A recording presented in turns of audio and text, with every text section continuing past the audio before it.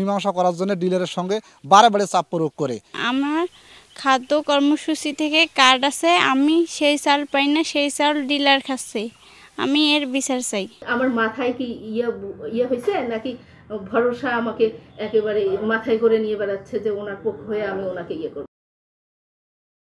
2018 সালে মারা যান লালমনিরহাটের আদিতমারী উপজেলার পলাশী ইউনিয়নের রশিদা বেগম। কিন্তু ওই ইউনিয়নের ডিলার এনামুল হক ভরসা বিষয়টি গোপন রেখে উত্তোলন করেন খাদ্যবান্ধব কর্মসূচির চাল। শুধু তাই নয়, মৃত রশিদা বেগমের ছেলে দিনমজুর মমিনুল ইসলাম ও পুত্রবধূ সকিনা বেগমের নামে সুকৌশলে কার্ড তৈরি করে খাদ্যবান্ধব কর্মসূচির চাল আত্মসাৎ করেন এ ডিলার।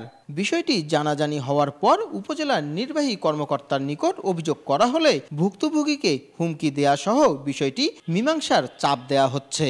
খাদ্যবান্ধব যারা কর্মসূচি যা অফিসার তারা আমাকে বিষয়টা মীমাংসা করার জন্য ডিলারের সঙ্গে বারে বারে চাপ প্রয়োগ করে। আমার খাদ্য কর্মসূচি থেকে কার্ড আছে, আমি সেই চাল পাই না, সেই চাল ডিলার খাচ্ছে।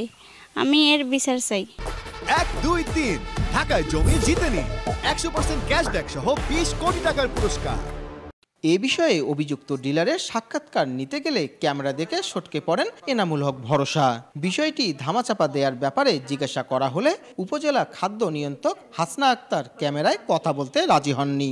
আমার মাথায় কি ইয়ে হয়েছে নাকি ভরসা আমাকে একেবারে মাথায় করে নিয়ে বেড়াচ্ছে যে ওনার পক্ষ হয়ে আমি ওনাকে ইয়ে করব। এখানে আমার কোনো ইয়ে আছে নাকি, স্বার্থ আছে? তাহলে মুমিনের কথা সম্পূর্ণ মিথ্যা। এটা মিথ্যা নয়তো কি?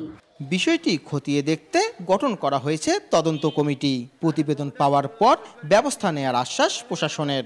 আমরা একটা 3 সদস্য তদন্ত কমিটি গঠন করেছি এবং দ্রুততম সময়ে সে প্রতিবেদন জমা দেওয়ার জন্য বলেছি এবং সেটি জমা দিলে প্রতিবেদন অনুসারে আমরা ব্যবস্থা গ্রহণ করব।